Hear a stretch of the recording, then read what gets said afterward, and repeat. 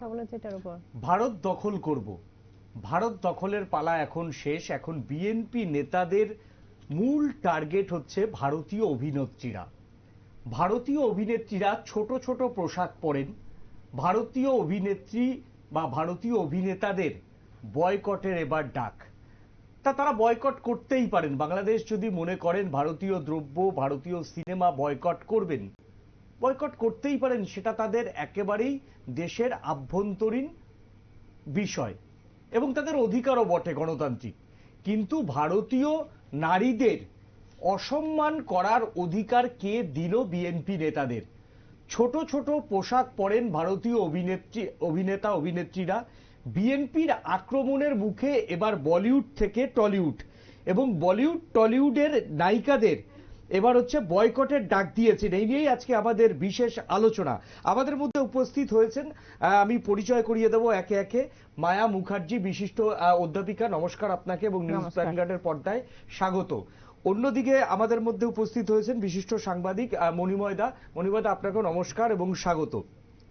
প্রথমেই যে প্রশ্নটা করব, যে বিএনপি নেতারা এতদিন, মণিময় দা, ভারত বয়কটের ডাক দিয়েছে, ভারতের পণ্য তারা ব্যবহার করবেন না, সেটা তো একটা দেশের নাগরিকদের একটা অধিকার এবং তারা গণতান্ত্রিক ভাবে সেই আন্দোলন করতেই পারে, তা আমাদের বলার কিছু নেই।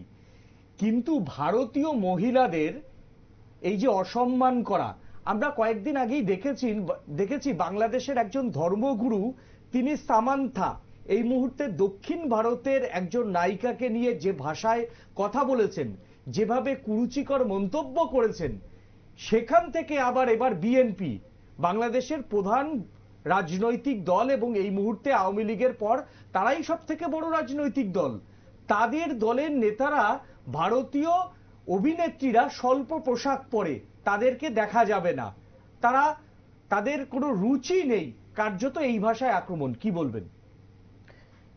না, এদের সম্পর্কে যত কম বলা যায় ততই ভালো। আমি এখানেই অনুষ্ঠান করার সময় যখন প্রথম ঝামেলাটা শুরু হয় 5ই আগস্টের পর থেকে, তো তখনই বলেছিলাম আসলে শিক্ষা দীক্ষার অভাব থাকলে যা হয়, এই সমস্ত বিষয়গুলি ভারতবর্ষের সংস্কৃতি সম্পর্কে এরা জানে না, নাও জানতে পারে, নিজের দেশের সংস্কৃতি সম্পর্কে ওরা কিছু জানে না। এরা এক মিনিট, এবার একটু আপনাকে থামাবে, এবার আমি একটু দিদির কাছে আসবো। দিদি, এই যে বিএনপি নেতা হাবিবুর নবী খান সোহেল, তিনি ভারতীয় শিল্পীরা, ভারতীয় অভিনেতা অভিনেত্রীরা কি পোশাক পরবেন তিনি ঠিক করে দেওয়ার কি? নিশ্চয়ই না। শুনুন, আমি একটা কথা আপনাকে এই প্রসঙ্গে বলি, হয়তো এটা বিশেষভাবেই আলোচিত বহুবারই হয়েছে, যে আমি অন্যের কি পোশাক পরবে কি না পরবে সেটা আমার ব্যক্তিগত বিষয় নয়, সেটা তাদের ব্যক্তিগত বিষয়। তো ওনাদের শিক্ষা দীক্ষা সংস্কৃতির প্রতি বিন্দুমাত্র অনুরাগও নাই এবং জানাও নাই, তার জন্যই তারা ভারতীয় যে সমস্ত নায়ক নায়িকা বা যারা পোশাক আশাক যেটাই পরুন, সিনেমার জন্যই পড়ুন বা নিজেরাই পড়ুন, যাই পড়ুন, সেই সম্পর্কে তাদের এই যে আলটপকা মন্তব্য, এই মন্তব্যতে ওরা মনে করছে আমরা হিরো হয়ে যাচ্ছি। কিন্তু ওদের দেশেও সুনাগরিক প্রচুর মানুষ আছে যারা শুভবুদ্ধি সম্পন্ন, শুভ চেতনা সম্পন্ন। আমি এখানে এসেই আপনাদের টিভিতে কিছুক্ষণ আগে দেখছিলাম যে ওখানেরই একজন লোক বলছেন, যিনি নাট্য আন্দোলনের সঙ্গে যুক্ত, যে আমরা এখন বাংলাদেশে, আমাদের প্রিয় দেশ বাংলাদেশে, আমরা অসভ্য বর্বরদের অনুশাসনে চলছি। তো সুতরাং যে বিএনপির নেতারা এই কথাগুলি বলছেন, তারা কিন্তু ওদের দেশেও শুভবুদ্ধি সম্পন্ন মানুষদের দ্বারা ওরা প্রত্যাখ্যিত। ওরা এখন এই ঘোলা জলে মাছ ধরার চেষ্টা করছে। এবার আসবো আমি মণিময়দার কাছে।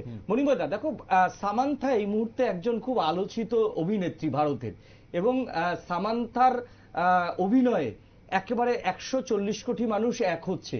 সেই সামান্থাকে একজন ধর্মগুরু, তার বক্তব্যটা আমি বলছি না কারণ আমার রুচিতে বাঁধবে তার বক্তব্য কোট করতে গেলে, কি বলবেন?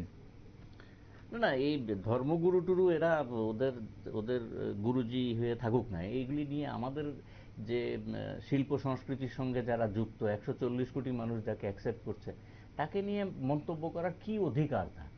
সবচেয়ে বড় কথা যে নিজের দেশের সংস্কৃতিটা নিয়ে আলোচনা করুন না। নিজের দেশের সংস্কৃতিটা কোথায় গিয়ে দাঁড়িয়েছে, এটা অপসংস্কৃতিটা কোন জায়গায় গিয়ে দাঁড়িয়েছে। মেয়েরা মার খাচ্ছে রাস্তায়, যে কোনো ধর্মের।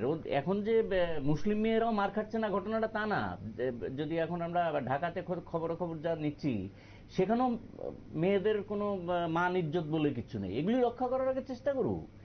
ওইখানে দেশে একটা প্রশাসন আছে, আমার ভাষায় সেটা একেবারে টোটালি অসাংবিধানিক একটা প্রশাসন চলছে। ওদের সংবিধানে এই ধরনের কোনো ব্যবস্থাই নেই।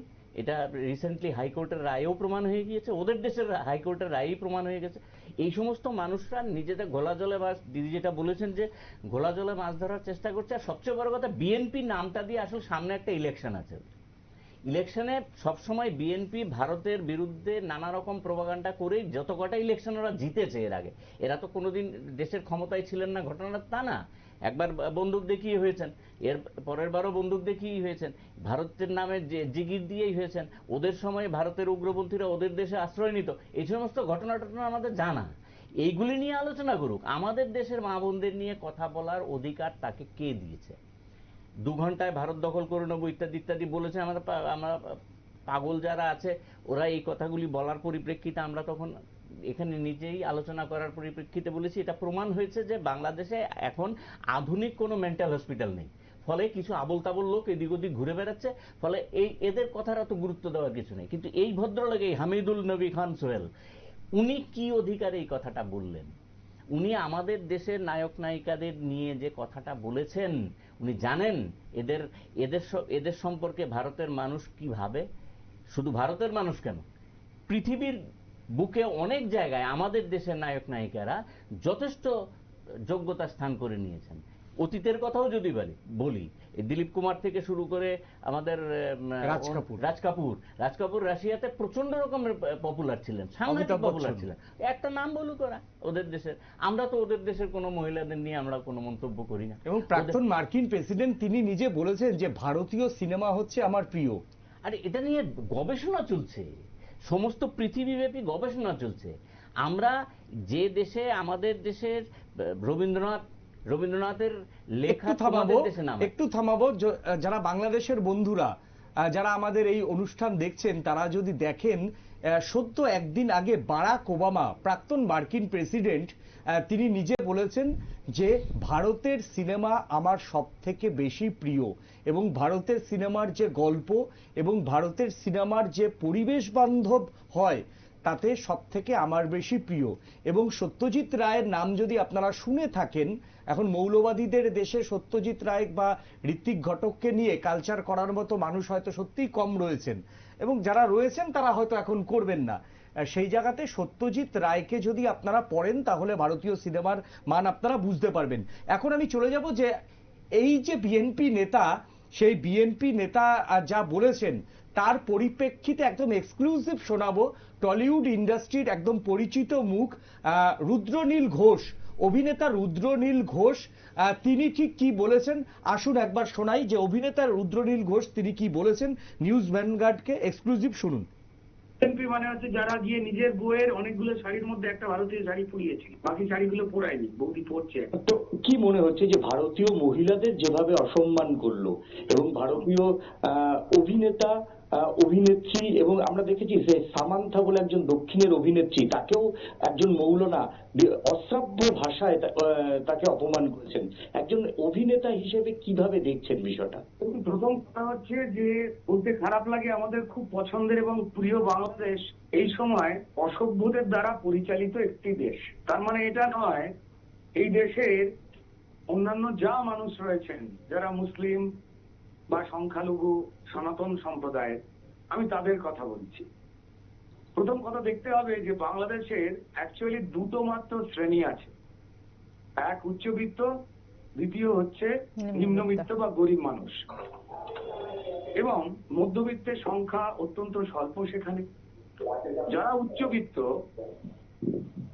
যারা দ্রব্যমূল্যের দাম ভয়ঙ্কর লেভেলে যাক না কেন তাদের কিছু যায় আসে না, তারা অনেক বড় বড় কথাবার্তা বলে যাচ্ছেন, যোগ্যতার বাইরে, ক্ষমতার বাইরে তারা কথা বলছেন, আস্ফালন করছেন, বাংলাদেশকে পৃথিবীটাকে মনে করছেন কুয়োর ব্যাঙের মতো, এবং নিজেরাই মনে করছেন নিজেদের তৈরি যে নিয়ম কানুন সেগুলো পৃথিবীতে তারাই আর কি হুকুমত চালাবে। এই ধরনের বেসিক্যালি উন্মাদনা বা কথাবার্তা, এগুলো প্রত্যেকটাই উগ্রবাদকে প্রশ্রয় দেয়, যেখানে সেই দেশের 80% সংখ্যাগুরু মুসলমান মানুষ চাল ডাল পেঁয়াজ লঙ্কা ডিম মশলা কিনে খেতে পাচ্ছেন না।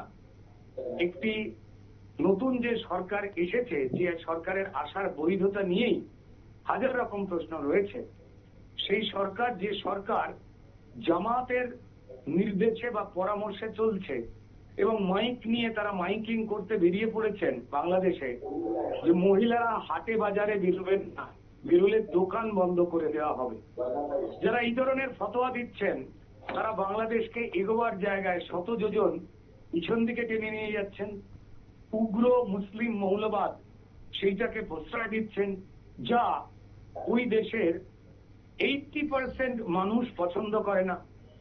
যে জামাতে ইসলামকে বাংলাদেশের হিন্দু বলুন মুসলমান বলুন কোন ধর্মের মানুষই একটাও ভোট দেবেন না, কিন্তু এই ডক্টর মোহাম্মদ ইউনূস যিনি এই জামাতের পরিকল্পনায় চলে উগ্রবাদকে প্রশ্রয় দিচ্ছেন, পুলিশকে পরিচালনা করছেন এবং যে সত্যি কথা বলছে, যিনি সংখ্যাগুরু মুসলমান সমাজের মানুষ, তিনিও কিন্তু বিপন্ন হয়ে যাচ্ছেন। মহিলাদের ফতোয়া জারি করা হয়েছে এবং আমাদের প্রচুর শিল্পী অভিনেতা বন্ধু বান্ধব যারা অনায়াসেই বাংলাদেশ কলকাতায় লেখক যারাই রয়েছেন, কবি যারাই রয়েছেন, আমাদের মধ্যে অত্যন্ত সুসম্পর্ক, তারা কিন্তু প্রায় প্রাণ বাঁচাবার মতো দায়ে তারা কথা বলতে পারছেন না, ফেসবুক পোস্ট করতে পারছেন না। তাদের দেশের মধ্যে একটা অগ্নিগর্ভ চাপা একটা পরিবেশ তৈরি হয়েছে যা একটা জনবিদ্রোহের চেহারা নেবে সেই ইঙ্গিত পাওয়া যাচ্ছে। কারণ 80% মানুষ খেতে পাচ্ছেন না, সেইটাকে লুকোনো হচ্ছে, সংখ্যালঘুদের দমন পীড়ন লুকোনো হচ্ছে। আমি যদি খুব ভুল না করি, মাত্র কয়েক মাস আগেই বাংলাদেশ ত্রিপুরার একটি বাসের উপরেও আক্রমণ করা হয়েছিল। এক্স্যাক্টলি। তো এই সবকটা ঘটনা সম্পর্কে আমরা ওয়াকিবহাল। দেখুন, মন্দির মূর্তি ভাঙা, যে দেশের জন্ম ভারতবর্ষ ছাড়া অসম্ভব ছিল, বাংলাদেশ শব্দটার জন্ম শেখ মুজিবের আন্দোলনকে সংগঠিত করা এবং ভারতবর্ষ অর্থনৈতিক শক্তি, সামরিক শক্তি, এমনকি 1 কোটি শরণার্থীকে আশ্রয় দিয়ে যে বাংলাদেশে জন্ম হতে সাহায্য করলো, আজ সেই বাংলাদেশ সেই দেশের পতাকা মারিয়ে তারা অকৃতজ্ঞতার একটা বড় নজির স্থাপন করলেন। শুধু তাই নয়, উগ্রবাদকে প্রশ্রয় দিতে গিয়ে ইতিহাস মুছে দেবার জন্য এই ডক্টর মোহাম্মদ ইউনূসের স্টাইলে রিসেট বটম চেপার কাজ তারা তৈরি করলেন এবং 71-এ যে পাকিস্তানের মানে যন্ত্রণাময় গর্ভ থেকে মুক্ত হতে চেয়েছিল বাংলাদেশ, সেখানে যে পাকিস্তানের রাজাকারদের হাতে প্রায় 30 লক্ষ বাংলাদেশি মানুষের নৃশংস হত্যা এবং 2 লক্ষ বাংলাদেশি নারীর মান ইজ্জত সম্ভ্রম কাড়া হয়ে গেল, সেই পাকিস্তানের সঙ্গেই হাত মেলাতে চলেছে কে? তার বাপ দাদার প্রাণ যারা কাটলো, তার মা বোনের ইজ্জত যারা লুট করলো, সেই ধরনের একটা মানসিকতার লোকজন। তো তারা শিল্প সাহিত্য সবকটাকেই বোরখার মধ্যে ডেকে নিয়ে যেতে চায়, অন্ধকারের গুহার মধ্যে ডেকে নিয়ে যেতে চায়। বাংলাদেশের যারা অভিনেতা অভিনেত্রী রয়েছেন তারাও যথেষ্ট স্বাচ্ছন্দ্যের পোশাক পরেন। পোশাক চরিত্রের কথা বলে, চরিত্র অনুযায়ী সিনেমায় পোশাক হয়। কিন্তু একটা সময় এই যে আমরা তালিবানি শাসন দেখেছিলাম, যারা সেই তালিবানি অন্ধকার থেকে নিজেরাই বেরিয়ে এসেছে আজকে আফগানিস্তানে, আজকে তারা কিন্তু বাংলাদেশ কিন্তু সেই অন্ধকারে যাবার একটা প্রাণপণ চেষ্টা করছে। দ্রব্যমূল্য বৃদ্ধিতে এই সরকার যে সম্পূর্ণ ফেল তা প্রমাণিত হয়েছে। নিজেদের অপদার্থতা ঢাকবার একেবারেই লাইনটা বিচ্ছিন্ন হয়ে গেল আমাদের সঙ্গে রুদ্রনীল ঘোষের সঙ্গে। আমি আবারও দিদির কাছে যাব। দিদি, একেবারে রুদ্রনীল টলিউডের একজন পরিচিত মুখ এবং বিশিষ্ট অভিনেতা। রুদ্রনীলের কথায় হচ্ছে দ্রব্যমূল্য এমন জায়গায় বাড়ছে যেখানে সাধারণ মানুষ খেতে পারছে না, ক্রয় ক্ষমতার বাইরে। সেই জায়গাটা ঢাকতে ভারত জিগির তোলা হচ্ছে এবং ভারতীয় অভিনেত্রীদের টার্গেট করছেন বিএনপি নেতারা। একমত না? আমি এটার সঙ্গে আংশিকভাবে একমত এবং এটার সঙ্গে আমি আরো একটা ইনক্লুড করতে চাই যে ভারতের যে চরম শত্রু পাকিস্তান, বা একটা সময় বাংলাদেশেরও চরম শত্রু পাকিস্তান, স্টিল নাও এখনো বাংলাদেশের শত্রু পাকিস্তান, এটা কিন্তু ওরা বুঝছে না। ওরা পাকিস্তানকে দেখাচ্ছে যে দেখো আমরা ভারত বিদ্বেষী কতটা, তোমরা আমার পাশে আসো। আমি কিছুদিন আগে পেপারে দেখলাম যে ইউনিশ সরকার থেকে প্রচেষ্টা চলছে পাকিস্তানিদের সঙ্গে। ওরা বলছে যে আমাদের 71-এর পরে যে তোমাদের সঙ্গে যে সব বাধাবদ্ধ নিষিদ্ধগুলো ছিল ওগুলো আমরা এখন ওপেন করে দেবো পাকিস্তানের সঙ্গে। তোমাদের সঙ্গে আমাদের ব্যবসা বাণিজ্য যা যাবতীয় সব খোলামেলা হবে। মানে মুক্তিযুদ্ধের পরে ওরা যখন বাংলাদেশ স্বাধীন হয়ে এলো, ভারতবর্ষের সমস্ত সুযোগ সুবিধা, রুদ্রনীল ঘোষ খুব সুন্দরভাবে বলছিলেন, আমি দেখলাম যে শরণার্থীকে জায়গা দেওয়া, অস্ত্র শস্ত্র অর্থ সামর্থ্য সবকিছু দিয়ে তাদেরকে সাহায্য করে তাদেরকে বাংলাদেশ তৈরি করে দিল। ভারত যদি না থাকতো তাহলে ওদের বাংলাদেশ তৈরি হতো না, পাকিস্তানদের গোলামি করতে হতো এবং ওদেরকে গলা চিপে মেরে ফেলতো। তো সেইখানে ওরা এখন পাকিস্তানিদের সঙ্গে কোলাবোরেশন করবে, তার জন্যই এটা ওরা ভারত বিদ্বেষী জিগিরগুলো তুলছে। এবং ওদের যে দ্রব্যমূল্য বৃদ্ধি হচ্ছে, আমি বাংলাদেশে 2-3 বার গেছিলাম এবং রুদ্রনীল ঘোষ খুব সুন্দর করে একটা কথা বলেছেন যেটা আমিও সহমত, যে ওখানে কিন্তু মধ্যবিত্ত নেই, ওখানে একদম 20% বা 15% খুব উচ্চবিত্ত। ওদেরকে দেখলেই আপনি মনে করবেন যে আমি লন্ডনে আছি। ওদের পোশাক আশাক, বাড়ির মানে ওদের মার্কেটিং হয়, শপিংই হয়। মার্কেটিং করতে আমি যে বাড়িতে উঠেছিলাম আমি হাঁ হয়ে গেছি যে ওরা শপিং আনে 5,000-7,000 টাকা। আমি 2004-এর কথা বলছি। 5,000-7,000 টাকা তারা মার্কেটিং করে আনছে, মানে শুধু শাকসবজি মাছ মাংস কিনে আনছে বাড়িতে খাওয়ার জন্য।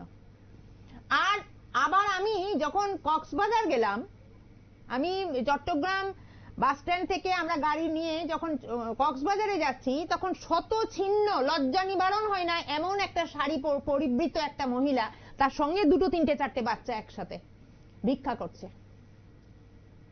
আমার ব্রিফকেস খুলে আমি ওকে শাড়ি দিয়ে দিয়েছি লজ্জায়, যে ওর লজ্জা নিবারণ করতে পারছে না। তখন আমি যে বাড়িতে যারা আমার সঙ্গে গেছিলাম, আমরা মামা এগুলো কি দেখছি, তোমাদের বাড়িতে যখন ঢুকলাম তখন তো মনে হচ্ছে বাংলাদেশে কেউ গরিব নাই, এই কি অবস্থা। বলছে মামনি এটাই বাংলাদেশ, 15% এখানে উচ্চবিত্ত, আর বাদ বাকি যা আছে 85% সব দিনও দরিদ্র। দরিদ্র বললেও দরিদ্র, মানে তার থেকে আর দরিদ্র হতে পারে না একেবারে। তো এইখানে বাংলাদেশ যেগুলো করছে খুব সুন্দর। রুদ্রনীলের কথাগুলো, রুদ্রনীলকে অনেক অন্যান্য ভাবে আমি হয়তো অনেক অন্যান্য বিষয়ে অপছন্দ করি, কিন্তু এখন যে কথাগুলো বলছে সেগুলো খুব সুন্দর, খুব যুক্তিপূর্ণ কথা বলেছে সে, যে বিএনপি কোনোদিনও ভোটে ঠিক মতো জিতে আসতে পারবে না। বিএনপি এখনো জানে যদি ঠিকভাবে ভোট হয় আমরা জিতে আসতে পারবো না। এখন এই সুযোগে ওরা চিরদিন অন্ধকারের মধ্যে ছিল আওয়ামী লীগের সময়, এখন একটু সুযোগ পেয়েছে, ঘোলা জলে একটু বড় বড় করে কথা বলছে, ভারত বিদ্বেষী জিগির তুলছে, পাকিস্তানকে বলছে আমরা তোমার সঙ্গে আছি, দেখো ভারত বিদ্বেষী কথা বলছি। আর পাকিস্তানের কিছু মৌলবাদ, কিছু জামাতের লোকজন আছে, ওদেরকে দেখাচ্ছে যে দেখো আমরা কত বড় লিডার হয়ে গেছি। ভারতের বিরুদ্ধে ওরা জেহাদ ঘোষণা করছে। হাসলেও, আমি কালকের পেপারে দেখছিলাম একটা, আমাদের ত্রিপুরার কোন একটা পেপারে, জানি মনে নেই কোন পেপারটায়, যে ওরা আমি আকাশ বাংলা টেলিভিশনে দেখছিলাম যে আমাদের ভারতবর্ষের যে পরমাণু অস্ত্র শস্ত্র আছে আর ওদের যেখানে আছে, ওদের যা আছে, মানে কোনোভাবেই কোনো রকমের কম্পেয়ার করার পজিশনে নেই।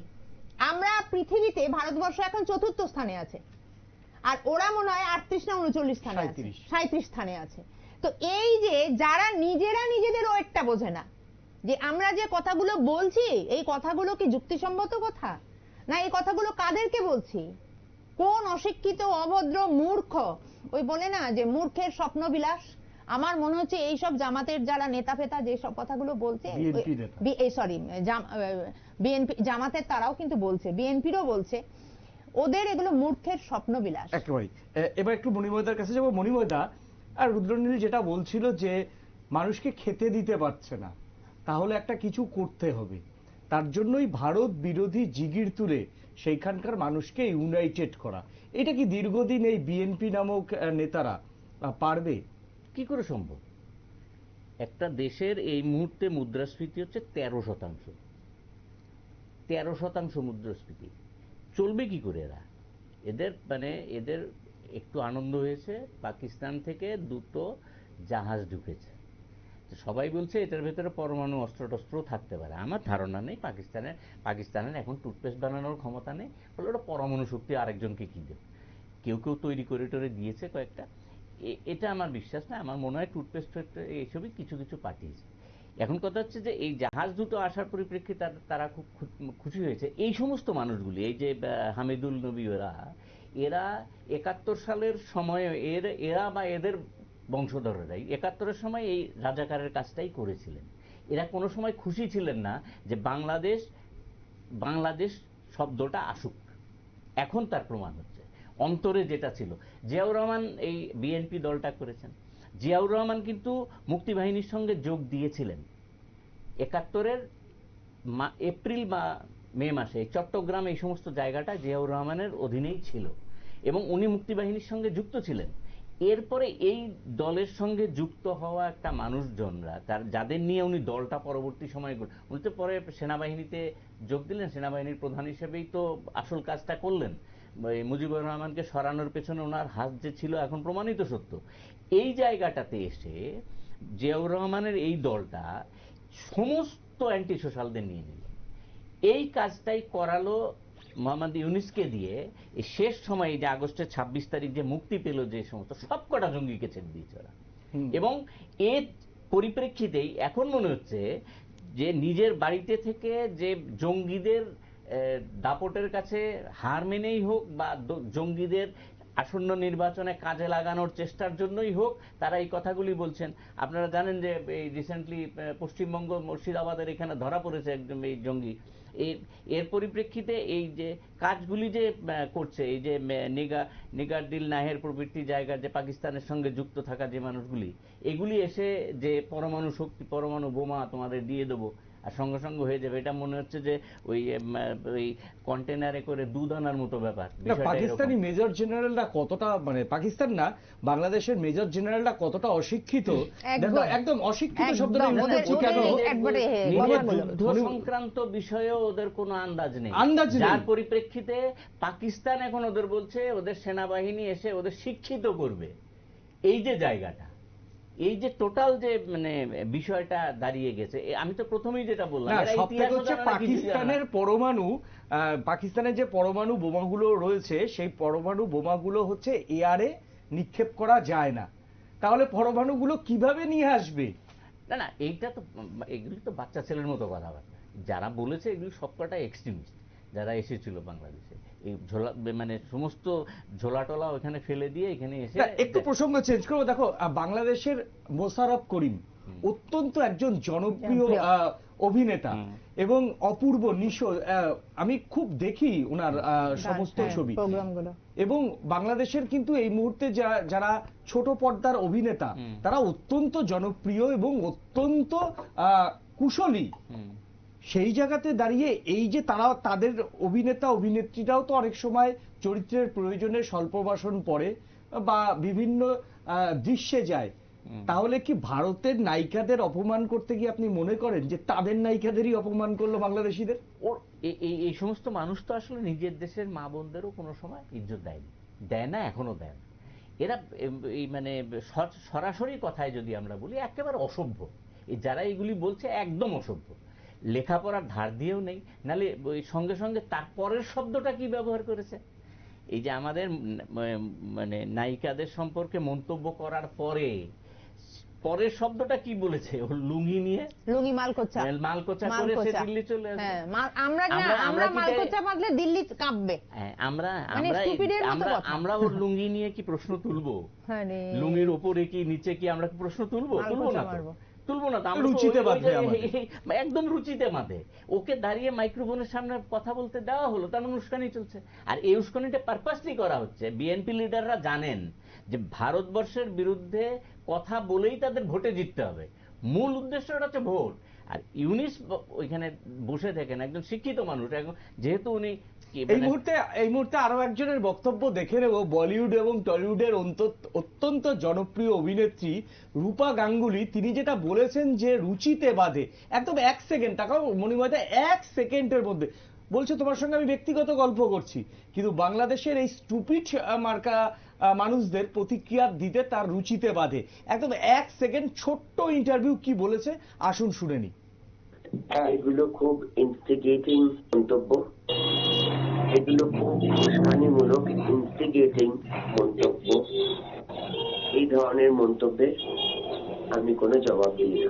আমি আপনাকে এটুকুই বললাম, এটুকুই লিখবেন। এগুলো খুব ইনস্টিগেটিং মন্তব্য, আমি ইনস্টিগেটিং মন্তব্যের জবাব দিই না। আমরা শোনালাম যে রূপা গঙ্গোপাধ্যায় বলিউড এবং টলিউডের অন্যতম জনপ্রিয় একজন মুখ। তিনি পরিষ্কার বললেন যে এই রকম মানুষের কথার উত্তর দেওয়ার প্রয়োজন বোধ করি না। আরো একবার আমরা দেখে নেব যে ঠিক কি বলেছেন। একদম ছোট্ট ইন্টারভিউ, ভদ্র মানুষ হলে যা হয়, কথা বলতে চান না, ঠিক সেরকমটাই। এগুলো খুব ইনস্টিগেটিং মন্তব্য, এগুলো খুব উস্কানিমূলক ইনস্টিগেটিং মন্তব্য। এই ধরনের মন্তব্যের আমি কোনো জবাব দিই না। আমি আপনাকে এটুকুই বললাম, এটুকুই লিখলেন। এগুলো খুব ইনস্টিগেটিং মন্তব্য, আমি ইনস্টিগেটিং মন্তব্যের জবাব দিই না। একেবারেই আপনারা শুনলেন। দিদি হয়তো খুব ভদ্র মানুষ, তার জন্য হয়তো প্রয়োজন বোধ করেননি এবং এই বিষয়গুলিকে গুরুত্ব দেওয়ার বিষয় তিনি মনে করছেন না। কি বলবেন? না, উনি যেটা বলেছেন সেটা নিশ্চয়ই উনি ওনার মতো করে বলেছেন। তবে এটাও ঠিক যে রূপা গাঙ্গুলি যেটা বলেছেন হয়তো উনি ওই মুহূর্তে ভেবেছেন যে এইগুলোর উত্তর দেওয়াটা ঠিক না, কিন্তু যা যা ঘটনা ঘটে যাচ্ছে বা আমাদের চোখের সামনে আমরা দেখছি, বলছে প্রত্যেকদিন বাংলাদেশে তো নিত্যদিন এখন কোনোদিন জামাতের কেউ বলছে, কোনোদিন বিএনপির বলছে, কোনোদিন এও বলছে সেও বলছে। আবার ফেসবুকে আমি দেখলাম বাংলাদেশেরই বড় বড় মৌলভীরা এবং শিক্ষিত মৌলভী, এবং উনি নিজেকে ডিমান্ড করছেন যে আমি ঢাকা বিশ্ববিদ্যালয়ে পলিটিক্যাল সায়েন্সে আমি মাস্টার ডিগ্রি করা লোক, এবং উনি বলছেন যে আমাদের ধর্ম মুসলিম ধর্ম কোনোদিনও বলছে না তুমি অন্য ধর্মের মানুষকে এইভাবে তুমি অত্যাচার করো, আমরা কিসের মুসলমান। ওনারাও কিন্তু মৌলভী, উনি একদম ডেজিগনেটেড মৌলভী উনি, এবং শিক্ষিত মৌলভী, ওনারাও তো এই প্রতিবাদটা করছেন, ঠিক না? কিছু ভালো মানুষ তো আছে যারা এখনো প্রতিবাদ করছেন। কিন্তু আমি বলবো রূপা গাঙ্গুলি যে কথাটা বলেছেন, তো আমরা যদি সবাই ওইভাবে অ্যাভয়েড করে যাই তাহলে ওদেরও তো কিছু কিছু উত্তর অন্তত দিতে হবে। ইট মারলে ছোট ছোট পাটকেলও দিতে হয়। আমরা আমাদের এখানে যারা ভারতবর্ষের আমরা মানুষ যারা বুদ্ধিজীবী বা বিভিন্ন সেক্টরে আমরা কর্মের সঙ্গে যুক্ত আছি, নিউজে আছি বা বিভিন্ন জায়গায় আছি, আমাদেরও দু চারটে কথা বলা দরকার। রুদ্রনীল যেভাবে কিছু কথা বলেছেন, বললাম না রুদ্রনীলের সঙ্গে আমি অনেক ব্যাপারে ডিফার করি, সেটা আলাদা মত, কিন্তু এখন এই যে জায়গাটা আমাদের ভারতবর্ষের মানুষজনকে নিয়ে, ভারতবর্ষের ফিল্ম স্টারদেরকে নিয়ে, ভারতবর্ষের নিরাপত্তাকে নিয়ে, ভারতবর্ষকে সর্বদিক দিয়ে যে বাংলাদেশ এইভাবে কি বলবো খারাপ ভাবে মন্তব্যগুলো করছে, এগুলো আমরা ভারতবর্ষী হিসেবে কোনোদিনও মেনে নিতে পারি না। এখানে আমরা সব ভারতবর্ষী কিন্তু এক। এখানে কিন্তু বাংলাদেশে যেমন ওই ছিল রাজাকার ছিল, আমাদের ভারতবর্ষে কিন্তু এরকম কেউ নয়। আমরা ভারতবর্ষে বাস করি, আমরা সবাই ভারতীয়, এটাই আমাদের একটা হোল আইডেন্টিটি। আমি এবার একটু মণিময়দার কাছে যাব। মণিময়দা, দেখো মোশাররফ করিমের মতো মানুষ যেখানে রয়েছেন, যারা এই বাংলায় এসে ছবি করেন, এই বাংলাতে এসে প্রচুর তার ভক্ত রয়েছে, মোশাররফ করিমের মতো অসাধারণ বাংলাদেশের কিছু অভিনেতা অভিনেত্রীরা রয়েছেন, তাদের দেশে এই রকম বিএনপি নেতাদের জন্ম কিভাবে হয় বা তাদের এই মানে মতবাদটার জন্ম কিভাবে হয়? সেই তো ঘটনা হচ্ছে কি, আমাদের কিছু কিছু ইন্টেলেকচুয়াল, এটা আমাদের দেশেও আছে, শুধু মানে অ্যাভয়েড করে চলে যাওয়া, এড়িয়ে চলে যাওয়া, শুধু না কোনো বিষয়টাকে গুরুত্ব দিয়ে দেখার মতো বিষয় নেই। আবার কেউ কেউ রাজনৈতিকভাবে চিন্তা ভাবনা করেও কথাবার্তা বলেন। বাংলাদেশেও এর অভাব নেই, আমরা এর আগেও দেখেছি, কিন্তু সংখ্যা তত্ত্বের দিক থেকে তারাও কিছু স্পষ্ট কথা বলতেন। কিন্তু এই আগস্ট মাসের পর থেকেই আমি দেখছি যে একেবারে ইন্টেলেকচুয়াল গ্রুপটা প্রায় চুপ হয়ে গিয়েছে। না হলে একজন ধর্মীয় নেতাই হোক বা বিচারাধীন আসামিই হোক, তার জন্য মাইক্রোফোন দিয়ে বলা হচ্ছে যে তার বিরুদ্ধে, তার হয়ে যে সমস্ত উকিলরা লড়াই করবে তাদের আমরা বুঝে নেব, কোতল করে দেবো, এবং প্রকাশ্যে বলা হচ্ছে। মানে আইন শৃঙ্খলা বলতে কিছু নেই, এটার প্রতিবাদ করার মতো একটা লোক নেই ওই দেশে। এবং সবচেয়ে বড় কথা হচ্ছে আজকে আমরা যারা ভারতবাসী তাদের অবাক হয়েছি যে ঋত্বিক ঘটকের বাড়িটা বাংলাদেশে কিভাবে ভেঙে ফেলা হলো। সেই তো এটা তো সংস্কৃতির ব্যাপার, শিক্ষার ব্যাপার, এগুলি তো কিছু ছিল না। সবচেয়ে বড় কথা এই মুহূর্তে আমরা যে মাঝে মাঝে আলোচনার ভেতরে চলে আসি যে বাংলাদেশের এটা আছে, আমাদের এর থেকে বেশি আছে, তুলনায় আমরা যাবই না এই দেশটার না, সঙ্গে। ওদের এই সঙ্গে মুহূর্তে যাওয়াটা উচিত না, যাবই না আমরা, তাহলে অনেক নিচে নেমে যেতে হবে, অনেকটা নিচে নামতে হবে। ফলে এই অবস্থায় যাকে সাধারণ মানুষ যারা একেবারে দিন আনে দিন খায়, খুব খারাপ অবস্থায় আছে ওই দেশে, এদের কথা ইউনিস ভাবুন। এই ইউনিস যে জায়গাটায় বসে আছেন, মানে পরে পাওয়া 14 আনার মতো পেয়েছেন, তো ওনার তো পাওয়ার কথা নেই, উড়ে এসে বসেছেন এই জায়গায়। ওনাকে দেখতে হবে, উনি একজন মানে বিশ্ববন্দিত। আমি একটা তোমাকে প্রশ্ন করব আজকে, খুব গুরুত্বপূর্ণ প্রশ্ন আমার মনে হয় আজকের দিনে দাঁড়িয়ে। দেখো, ওরা ক্রিকেটে কখনো বলছেন না আমরা আরো 4টে সচিন তৈরি করব, আরো 4টে কোহলি তৈরি করব, আরো 2টো সুনীল ছেত্রী তৈরি করব, আরো 2টো এই যে বিশ্ব যে চ্যাম্পিয়ন যিনি হলেন দাবাতে বিশ্বনাথ আনন্দ তৈরি করব, আরো 4টে লিয়েন্ডার পেস তৈরি করব। মানে এই ধরনের কথা কিন্তু দেখছি না যে ভারত সূর্য মিশন করবে 2025-এ, চলো আমরা কালকে থেকেই সূর্য মিশনে নামবো, এইরকম কোনো পরিকল্পনা দেখছি না। ভারত বিরোধিতা শুধু। না, এই পরিকল্পনা তখনই করা হবে যখন ওরা শিক্ষিত হবে, বৈজ্ঞানিক চিন্তা চেতনায় ওরা সুদৃঢ় হবে, সুপক্ষ হবে, তখনই না এইসব কথাগুলো বলবে। আসলে ওদের মধ্যে শিক্ষা দীক্ষা সংস্কৃতি বৈজ্ঞানিক চিন্তা চেতনা কিছুই নাই, ওরা এখন ইমোশনে চলছে। আপনি তো নিজে একজন প্রাক্তন অধ্যাপিকা। আমার একজন বন্ধুর সঙ্গে একদিন কথা হচ্ছিল, তিনি রবীন্দ্রনাথ ঠাকুরকে যে কদর্য ভাষায় আক্রমণ করছিল, আমার সঙ্গে টেলিফোনে কথার সময় তার রাগ হচ্ছে রবীন্দ্রনাথ কেন বলেছিলেন মূর্খের দেশে বিশ্ববিদ্যালয় হবে, অর্থাৎ ঢাকা বিশ্ববিদ্যালয়। আমি তাকে প্রশ্নটা করেছিলাম, আচ্ছা ঢাকা বিশ্ববিদ্যালয় থেকে তোমার দেশ স্বাধীন হওয়ার পরে এই রকম একটা পৃথিবীর ইতিহাসে নজির তৈরি করেছে, এই রকম একটা নজির তোমরা একটা আমার কাছে উদাহরণ হিসেবে তুলে ধরো তো। আচ্ছা, তো আপনি ভুলে গেছেন, ওরা এই সমস্ত কারখানাতে ওই আনসারুল্লাহর মতো লোক তো তৈরি হচ্ছে না, কে বলছে হচ্ছে? তো যারা 30 থেকে 35টা খুনের আসামি, এরপরে একটা মাত্র সিগনেচারে, প্রশাসন থেকে সিগনেচারে মুক্তি দেওয়া হচ্ছে 74 জনকে একসঙ্গে, এবং তাদের ভেতরে না খেতে পেয়ে ভারতে ঢুকে পড়ে ধরা পড়েছে 8 জন। এই যে জায়গাগুলি, এই জায়গাগুলি কি জন্য, এগুলি কি জন্য ভারতকে এই গত আগস্ট মাস থেকে আজ পর্যন্ত ওদের যদি আপনি শব্দ চয়ন দেখেন, তার শতকরা 90% চয়ন ভারত বিরোধী, 90%। সে ভারত বিরোধী হোক, দেখো আমার ভারত বিরোধী হতেই পারে, আমি তাদের অর্থনীতি দিয়েই চিন্তা করি, ওদের কি অর্থনীতি তুমি যদি বাদও দাও বা অর্থনীতি আমরা বাদ দিলাম, ওরা ভারত বিরোধী হতেই পারে, সেটা ওদের দেশের মানে যদি রাষ্ট্রের অধিকার বা জনগণের অধিকার, কিন্তু ভারতকে টেক্কা দেওয়ার মতো বা ভারতকে টেক্কা দেওয়ার মতো যে বিষয়গুলো, যে শিক্ষাটা, সেই শিক্ষার উন্নয়ন নিয়ে তো ওরা কিছু বলছে না। আমার কথা হচ্ছে এই জায়গাতে না, এগুলি নিয়ে বলবে না তো। না, শিক্ষার উন্নয়ন নিয়ে তখনই বলবে যদি ওরা নিজেরা শিক্ষিত হন। শিক্ষিত মানুষ যারা, তারাই শিক্ষার উন্নয়ন নিয়ে কথা বলতে পারেন, কিন্তু যারা শিক্ষার সহ জানে না, তারা শিক্ষার উন্নয়ন নিয়ে কি বলবে? তারা তো ওই ধরনের কথাই বলবে, ওরা যে স্ট্যান্ডার্ডের লোক তারা সেই স্ট্যান্ডার্ডের কথাই বলবে।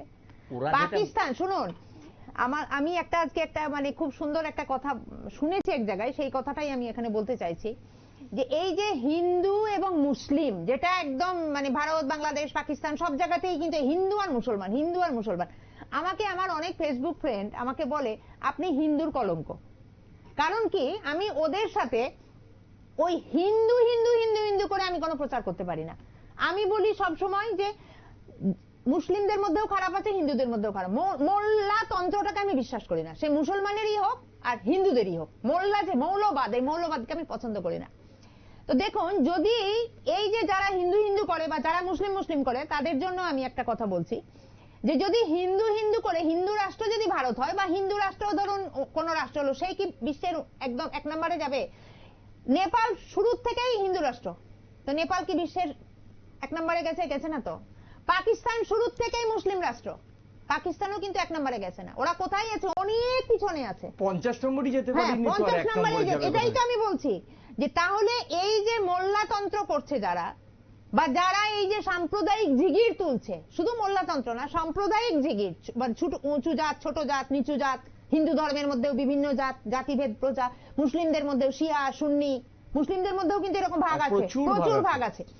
তো সেইখানে এই যে সাম্প্রদায়িক এবং ধর্মীয় যে ব্যাপারগুলো, যারা এটা গুরু, তারা তো শিক্ষিত মানুষ নন, তারা তো অশিক্ষিত, মূর্খ। এবং এই অশিক্ষিত মূর্খদের মধ্যে থেকে কি করে শিক্ষার কথা ওরা আসবে? একদম। আপনি শুনুন, ডক্টর ইউনিসের একটা কথা আজ থেকে আরো মাস দেড় দুই আগে আমি ফেসবুকেই দেখলাম, দেখে আমি অবাক হয়ে গেলাম যে ভদ্রলোক নাকি নোবেল প্রাইজ পেয়েছেন, তাও ইকোনমিক্স এর উপর। না না, ইকোনমিক্স এর না, বিশ্ব শান্তিতে। ইকোনমিক্স এর উপর পাইনি। ইকোনমিক্স এর বিশ্ব শান্তিতে? বিশ্ব শান্তিতে। ইউনিস বিশ্ব শান্তিতে কি করে পাবে? এটাই আমরা প্রশ্ন তুলি তো। উনি বিশ্ব শান্তিতে না, উনি তো শুনলাম যে একটা কি ব্যাংকিং ট্যাঙ্কিং কোন একটা ব্যাপারে পেয়েছিল, গ্রামীণ ব্যাংকিং ট্যাঙ্কিং। আমি এটাই তো বলছি, একটা পেয়েছিল। রিসার্চটা ছিল এটার উপর। হ্যাঁ, আমি এটাই বলছি, এইরকমই জানি ইউনিসের রিসার্চ ছিল বেসিক্যালি বিশ্ব শান্তির উপরই হয়, কিন্তু আমি জানি না। কিন্তু উনি ব্যাংকিং ট্যাঙ্কিং নিয়ে, বাংলাদেশের সোনালী ব্যাংক নাকি গ্রামীণ ব্যাংক, এগুলো নিয়ে করেছেন। আর সেই ইউনুস যখন এখানে এলেন এবং ওদের যে ন্যাশনাল অ্যান্থাম, যেটা ওদের জাতীয় সঙ্গীত, আমাদের রবীন্দ্রনাথের যে বাংলার মাটি না কি জানি একটা গান আছে না, আমাদের আমরি বাংলা ভাষা নাকি একটা, ওদের বাংলার একটা, আমাদের রবীন্দ্রনাথেরই লেখা আছে গান, আমার সোনার বাংলা আমি তোমায় ভালোবাসি। ইউনুস বলছেন যে আচ্ছা, আমাদের বাংলাদেশ যখন তৈরি হলো তখন তো রবীন্দ্রনাথ মরে ভূত হয়ে গেছেন, রবীন্দ্রনাথ কি করে এই গানটা লিখলেন? মানে কতখানি স্টুপিড লোক হতে পারে। রবীন্দ্রনাথ যখন এই গানটা লেখেন তখন বাংলাদেশ এবং ভারতবর্ষ এক ছিল, পাকিস্তান, বাংলাদেশ, ভারতবর্ষ সব এক ছিল। তখন ভারতবর্ষ ভাগ হয়নি, ব্রিটিশ শাসনের অন্তর্গত আমরা তখন সবাই ছিলাম। রবীন্দ্রনাথের মৃত্যু হয়েছে ভারত স্বাধীন হওয়ার অনেক আগে, 41-এ রবীন্দ্রনাথ মৃত্যু হয়েছে, আমরা স্বাধীনতা পেয়েছি 47-এ। তখন পুরো 3টে দেশ মিলেই ভারতবর্ষ ছিল। এবং রবীন্দ্রনাথ জমিদারি পরিদর্শন করতে বাংলাদেশে যেতেন, ওনাদের ওখানে জমিদারি প্রচুর আছে, এখনো রবীন্দ্রনাথের ওখানে বাড়ি ঘর আছে, এখনো রবীন্দ্রনাথ। আমি তো জানি না, আপনার মুখে এখন শুনলাম ঋত্বিক ঘটকের বাড়ি ভেঙেছে, রবীন্দ্রনাথের বাড়ি নিকোনো ভেঙে ফেলে, অনেক জায়গা দখল হয়ে গেছে, ভেঙে ফেলছে। ওইখানে রবীন্দ্রনাথ যখন জমিদারি পরিদর্শনে যেতেন, রবীন্দ্রনাথের যত প্রাকৃতিক বিষয়ক যে লেখাগুলো, গানগুলো, কবিতাগুলো ম্যাক্সিমামই কিন্তু বাংলাদেশের বোটে, শিলাইদহ নদীর উপরে বোটের মধ্যে লেখা। উনি জমিদারি পরিদর্শন করতে গিয়ে এগুলো লিখতেন। তো মোহাম্মদ ইউনুস ডক্টরেট হয়ে উনি স্টুপিডের মতোই কথাটা কি করে বললেন যে আমাদের বাংলাদেশ স্বাধীন হয়েছে 71-এ, রবীন্দ্রনাথ কি করে আমাদের বাংলাদেশের গান লিখলেন? মণিময়দা, এটা শিক্ষিত মানুষ এই যে কথা বলে না। সমন্বয়কদের দেখছো, যে বিশ্ববিদ্যালয়, ঢাকা বিশ্ববিদ্যালয়ে রবীন্দ্রনাথকে ওরা খালি কোট করে যে রবীন্দ্রনাথ বলেছিলেন যে মূর্খের দেশের কিসের বিশ্ববিদ্যালয়। স্বাধীনতার পরে এখনো পর্যন্ত বাংলাদেশ এই ঢাকা বিশ্ববিদ্যালয়কে বিশ্বের প্রথম 100-র মধ্যে নিয়ে যেতে পারেনি। আর সেখানে পাঠরত এই আলম ফালম কি সব আছে, আমাদের এখানে হয়তো সব থেকে যে পিছিয়ে পড়ার কলেজ, সেখানেও ফার্স্ট হতে পারবে না। তো এদের দিয়ে কি নতুন বাংলাদেশ গঠন সম্ভব? এই বিশ্ববিদ্যালয় সম্পর্কে একটা গল্প আছে। গল্পটা হচ্ছে এরকম, আমি লেখকের নাম বলছি না, দিদি হয়তো বুঝে ফেলবেন। উনি ঘোড়ায় করে যেতেন, রেল স্টেশন থেকে ঘোড়ায় করে ওই ওনার সার্টিফিকেট আনার জন্য গিয়েছিলেন। গিয়ে বলেছেন আমার সার্টিফিকেটটা দাও। তো একজন খৈনি খেতে খেতে কি সাবজেক্ট, বাংলা, সার্টিফিকেট দিয়ে ঘোড়ায় করে যখন ব্যাক করছেন তখন বলছে আমি যে ঘোড়াটায় চলি এইটার একটা এমএ সার্টিফিকেট নিলে কেমন হয়। আবার ঘোড়াটাকে ঘুরিয়ে ওই কাউন্টারে গেছেন। কি ব্যাপার, তুমি তো নিয়ে গেছো বাবা? বলে আমার তো ঘোড়াটারও একটা সার্টিফিকেট দরকার। তো ঢাকা বিশ্ববিদ্যালয়ের ভদ্রলোক বলছেন না, ঘোড়াকে আমরা দিই না, যদি এটা গাধা হয় দিতাম। ফলে এই যে ঘটনা, আমি এই একটা শব্দই বুঝিয়েছিলাম, যদি এটা গাধা হতো তাহলে দিতাম। অর্থাৎ এই বিশ্ববিদ্যালয় নিয়ে কথাবার্তা, এই সমস্ত লোক, এই যার চেহারা দেখছি এই প্রশাসনে, ইউনিস তার মাথা হয়ে বসে আছেন। ইউনিস যে এই কথাগুলি বলছেন, রবীন্দ্রনাথ সম্পর্কে কথা বলছেন, এগুলি উনি বলছেন মানে তার ভবিষ্যৎটার দিকে তাকিয়ে বলছেন। উনি একটা জায়গার দিকে তাকিয়ে আছেন এই মুহূর্তে, যে জায়গাটাতে একজন অন্য মানুষ বসে আছেন রাষ্ট্রপতি হিসেবে। উনি আসলে প্রধানমন্ত্রী তো হতে পারবেন না, বিএনপিতে যোগ দিতে পারবেন না। উনি আসলে এখন বাজিয়ে দেখছেন কোন পক্ষকে ধরলে পরে, ঠিকঠাক মতো চললে পরে, কি কথা বললে পরে আমার ওই জায়গাটায় যেতে হবে। অত্যন্ত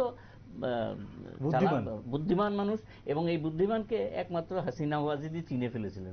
উনি নিজেই বলেছেন ওনাকে বঙ্গোপসাগরে চোবানোর কথা বলেছিলেন। যাই হোক, এই যে বিষয়গুলি ওনার বিরুদ্ধে ব্যাংকিং সার্ভিসের ভেতরে এটা হাসিনাই কিন্তু ধরেছিলেন এবং তখনই হাসিনা বলেছিলেন এই অভিযোগগুলি মুক্তি পান। এখন তো আপনি ক্ষমতায় আছেন, বলুন না যে না আমার বিরুদ্ধে কোনো অভিযোগ নেই, মুক্তি দিয়ে দিলাম। তুমি তো অ্যাকিউজড। ফলে ওনার সব কথাকে আমরা গুরুত্ব দেবো এই জায়গাটাতে, যে এই সমস্ত মানুষ যারা সংস্কৃতি নিয়ে কথা বলার জন্য ঔদ্ধত্য দেখান, তারা কেন একদম চুপচাপ রয়ে গিয়েছেন? আমি দিদির সঙ্গে একমত যে রূপা গাঙ্গুলি আরো অনেক বেশি কথা বলতে পারে। একদম। উনি কিন্তু সম্ভবত রাজ্যসভার সাংসদ বোধ হয়, হ্যাঁ, প্রাক্তন প্রাক্তন সাংসদ, এবং রাজনীতির সঙ্গে যুক্ত সরাসরি, উনি তো বোল্ডলি বলবেন। আর আরামসে। আমি সেই জন্য শুভেন্দু অধিকারী সব কথার সঙ্গে একমত না, আমি ভারতবাসী হিসেবেই বলি। ওনাকে কে বলেছে আমাদের এই হাসিমারাতে কটা আমাদের ছিল, ওই কি রাফেল আছে, কটা রাফেল আছে, কটা বাংলাদেশে ঢুকবো, ওনাকে বলার অধিকার কে দিয়েছে? এটা আমাদের টোটালি আমাদের ডিফেন্সের ব্যাপার। আমাদের রাষ্ট্রীয় যন্ত্রে যারা এখন ক্ষমতায় আছেন, যারা এগুলি দেখাশোনা করবেন, ওরা বলুন। রাজনাথ সিং এর দপ্তরের ব্যাপার, তিনি বলবেন। দপ্তর, আমাদের বিদেশ দপ্তর বলুক যে 40টার ভেতরে কটা যাবে, ভেতরে কি যাবে না, এগুলো ওনাকে বলতে কে বলেছে? তো সুতরাং ওদের সঙ্গে তো ডিফারেন্স আমাদের থাকতে হবে। এই হামিদুল্লাহর সঙ্গে ওনার কি ফারাক থাকবে? সুতরাং আমি এইগুলিকে খুব একটা গুরুত্ব দেই যে আমি আপনার প্রশ্নে কেন উনি সরে গেলেন, হয়তো আমার ধারণা হয়তো শুটিং এ ঢুকছেন, সেই জন্য তাড়াহুড়োয় কিছু বলতে পারেন। আমার ধারণা উনি আরো অনেক বেশি বোল্ডলি বলতে পারেন। আমরা আরজি করের সময় তো দেখেছি, মানে অনেক সহজভাবে, শক্তভাবে কথাটা বলতে পারেন। কারণ উনি একজন পপুলার নায়িকা ছিলেন একসময় আমাদের এখানে, যে বিখ্যাত যে মহাভারতে দ্রৌপদী করেছেন। সুতরাং ভারতবর্ষের নারীদের সম্পর্কে ওনার ধ্যান ধারণা নিয়ে এটা আমি বলবো না, আছে। এবং এই দেশের নারীদের সম্পর্কে কথা বলা, আমরা যেমন বাংলাদেশের নারীদের সম্পর্কে কথা বলার ঔদ্ধত্য দেখাবো না, ওরা কি পোশাক পরে, কি পোশাক পরা উচিত, এটা সমস্তটা তাদের ব্যাপার। এই সমস্ত পাগলরা যারা এইগুলি বলছে, এই পাগলদের সম্পর্কে সতর্ক হতে হবে ইউনিসকে, না হলে ইউনিসের ভবিষ্যৎ কিন্তু অন্ধকার হয়ে যাবে। যে কোনো দিন তার বিরুদ্ধে অলরেডি তার পেছনে লোক লেগে গিয়েছেন এই মুহূর্তে রাজনৈতিকভাবে। আওয়ামী লীগকে ঢুকতে দেবো না, আওয়ামী লীগকে ইলেকশন লড়তে দেবো না, ইলেকশনই করতে পারবেন না আওয়ামী লীগ ছাড়া। এই যে জায়গায় এখন আস্তে আস্তে এই জায়গায় চলে যাচ্ছে, উনি খবর রাখছেন না কোনো কিছু। ফলে এই সমস্ত দিক চিন্তা ভাবনা করে শুধুমাত্র করাচি থেকে 699খানা কন্টেনার এসেছে দেখি আমরা আনন্দে লাফাতে শুরু করেছি, ছাগলের 3 নম্বরটার মতো। ফলে এই যদি হয়, আমি আরেকটা জিনিস দেখছিলাম যে বাংলাদেশি ছাত্রদের মেধাসত্ব নিয়ে চিনির জন্য পাকিস্তান তাকিয়ে থাকে ভারতের দিকে, এবং ওদের ঈদের সময় 1 কেজি চিনির দাম হয়ে যায় 300 টাকা, যদি ভারত দয়া না করে ওরা নাকি পাকিস্তান থেকে চিনি কিনবে। আমাদের এটারও আমি বলি, একটু মনিবাইদা বলুক, তারপর আমাদের অটল বিহারী বাজপেয়ী প্রধানমন্ত্রী থাকার সময় এই চিনির সুবিধাটা মুশারফেরও কিছুটা ছিল, ভূমিকা ছিল, যার ফলে ভারতবর্ষের সঙ্গে এই চিনির যে লেনদেনটা তৎকালীন সময় শুরু হয়েছিল, এবং সেটা দিয়েই ওরা বেঁচে আছে। আমি তো বলছি পাকিস্তান কি অ্যাটম বোমা নিয়ে কথাবার্তা বলতে, টুথপেস্ট বানানোর ক্ষমতা নেই, টুথপেস্ট বানিয়ে দেখাক না। বাংলাদেশের সেম অবস্থা। বস্ত্রশিল্পে বাংলাদেশ একটু এগোচ্ছিলেন এই হাসিনার শেষ সময়ের হিসেব যদি আমরা দেখি, চৌপাট হয়ে গেছে সমস্ত বিষয়গুলি, কিচ্ছু নেই। কাঁচামাল প্রাপ্তির ক্ষেত্রে বিদেশের কাছে, বিদেশ এখন ভরসা করতে পারছে না যে গেলে টাকা ফেরত পাবে কিনা, অবস্থা করুন, নাহলে 13% গিয়ে দাঁড়ায় মুদ্রাস্ফীতি। এই যে জায়গায় দাঁড়িয়ে, এই মুহূর্তে দাঁড়িয়ে শুধুমাত্র ভোটে জেতার জন্য ভারতকে গালিগালাজের যদি বন্দোবস্ত করে থাকেন, তাহলে ভারতবর্ষের যে সরকার আছেন তাদের নতুন করে ভাবতে হবে। শুধু নীরবে চলে যাওয়া, আমি কেন বুঝলাম না, এত বড় আপনি দেখুন 20 দিনের একটা সংসদ গেল, কেন একদিনের জন্য কি 4 ঘন্টা 5 ঘন্টা আলোচনা করা যেত না? ওই দেশের সংখ্যালঘুরা, আমি শুধু বলছি না, হিন্দুরা, সংখ্যালঘুরা আক্রান্ত হচ্ছেন, কেন অ্যাভয়েড করে যাওয়া হলো? এই যে আমাদের বিদেশ যে মিস্ত্রি সাহেব ওখানে গেলেন, ওনার যে টোটাল আলোচনার বিষয়বস্তুটা কি হল, উনি কি আলোচনা করলেন? আমার প্রথম দিনই আপনাদের এখানে আলোচনার সময় আমি প্রথম দিনই বলেছিলাম, আগস্ট মাসের 5 তারিখ 6 তারিখ যখন তারা নতুন একটা সরকার গঠন করলেন, এই সরকারকে আমাদের এই স্বীকৃতি দেওয়ার কি প্রয়োজন ছিল? আমরা কেন ওয়েট করলাম না? বুঝলাম যে সমস্ত আন্তর্জাতিক দিক চিন্তা ভাবনা করে আমরা এই কাজটা করেছি।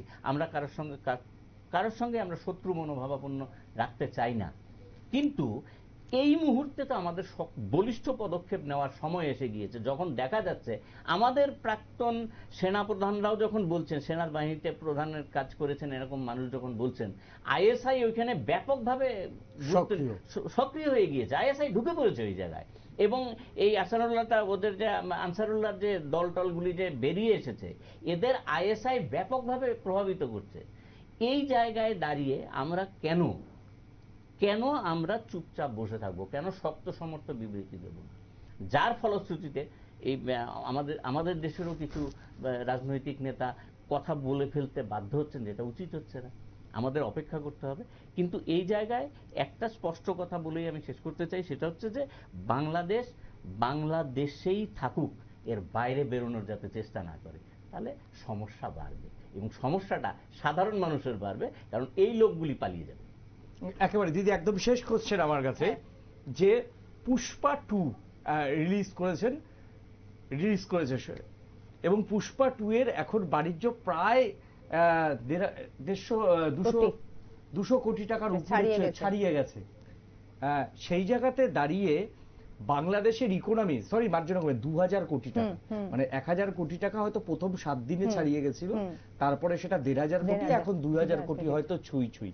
বাংলাদেশের ইকোনমি তো এত না, তাহলে ওরা কিভাবে আমাদের দেশের নায়িকাদের নিয়ে ওরা সমালোচনা করে? না শুধু নায়িকা না, আমি যে কথাটা বলতে যাচ্ছিলাম, যে ওরা যে কতটা মূর্খের স্বর্গে বাস করে। ওরা ভারতবর্ষের একটা কোন জামাতেরই কোন নেতার বউয়ের শাড়িটারি পুড়িয়ে ওরা ভারত, এবং আমি তো দেখেছি টেলিভিশনে, আমি পোড়ানোটা দেখেছি। এবার ওরা এই ইউনূস সরকার, ওরা এবার ভারতের পণ্য সামগ্রী ছাড়া ওরা চলতে পারবে কিনা, আশেপাশে আফগানিস্তান, পাকিস্তান, বালুচিস্তান বা ওদের আশেপাশে যে রাজ্যগুলি, দেশগুলো আছে, ওইগুলি থেকে ওরা সরবরাহ করার চেষ্টা করছে বা খোঁজ খবর নেওয়ার চেষ্টা করছে। সমস্ত দেশ বলেছে বাংলাদেশে তো প্রচুর পপুলেশন, বাংলাদেশের যে পপুলেশনের যে চাহিদা, ওই চাহিদা ওরা পূরণ করতে পারবে না, দিতেই পারবে না অত। শুধু এক্সেপশনাল তুরস্ক দিতে পারবে, কিন্তু তুরস্ক থেকে যে জিনিসগুলো ওরা খাদ্যপণ্য বা যে কোনো পণ্য নিয়ে আসবে, সেইটা ভারতবর্ষ থেকে যে পণ্যের নিচে তার 4 গুণ বেশি দাম পড়বে।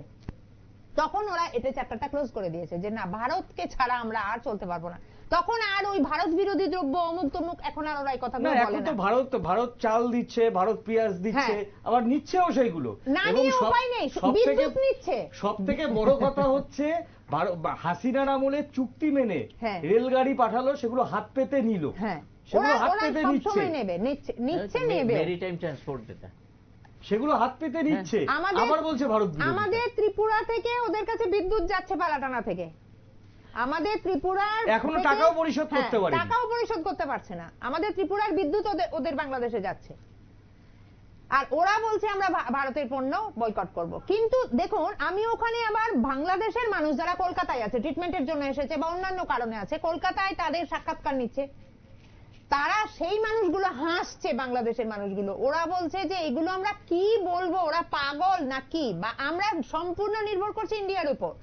ইন্ডিয়ার যে গরম মশলা, পেঁয়াজ, গরম মশলাগুলো আমরা কোথায় পাবো? এই যে এলাচ, লবঙ্গ, দারচিনি, এগুলো আমাদের ইন্ডিয়ান ছাড়া নাই। একেবারেই অনুষ্ঠান একেবারেই শেষ করব। পুষ্পা 2 যে সিনেমাটা এই মুহূর্তে সব থেকে বেশি বাজার কাঁপাচ্ছে, তার যা ব্যবসা করার রেকর্ড, সেই রেকর্ড হচ্ছে বাংলাদেশের ইকোনমি না। আর বাংলাদেশের নেতারা, বিএনপি নেতারা ভারতের সিনেমা এবং ভারতের নায়িকারা কি পড়বেন তা নিয়ে সমালোচনা করছেন। আপনারা সমালোচনা করুন, একেবারে কোনো আপত্তি নেই। আপনারা যত সমালোচনা করবেন, ভারতবাসী হিসেবে আমরা ততটাই বিশ্বের কাছে এগিয়ে যাব।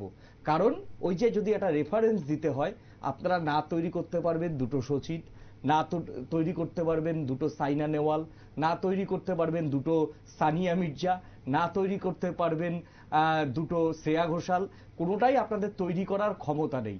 তো যারা ক্ষমতা নেই যাদের, তাদের কাজই হচ্ছে সমালোচনা করা এবং কুৎসিত ভাষায় আক্রমণ করা। আর আপনাদের ঢাকা বিশ্ববিদ্যালয় বিশ্বের 100 নম্বরে রয়েছে, সেখান থেকে পাঠরত ছাত্রছাত্রীরা দেশ চালাবে, এটাই হয়তো সমালোচনা করেই হয়তো একটু বলছি যে তারা যদি দেশ চালায়, আগামী 100 বছরেও আপনারা ভারতের একটা অঙ্গরাজ্যের যে জিডিপি সেই জিডিপির ধারে কাছে আসতে পারবেন না। তাই আপনারা সমালোচনাতে থাকুন। আমাদের দেশে যারা বাংলাদেশের এই সমালোচকদের জবাব দিচ্ছেন কুৎসিত ভাষায়, তাদের বলবো, হাত জোর করে বলবো, এই বাংলাদেশি যারা ট্রোলার, যারা ভাষার ভও জানে না, তাদের সঙ্গে আগ বাড়িয়ে বার্তালাপ না করাটাই শ্রেয়। এটাই ভারতবর্ষ, ভারতবর্ষের গণতন্ত্র। এখনকার মতো আজকের অনুষ্ঠান এখানেই শেষ করব। নমস্কার, সবাই ভালো থাকবেন।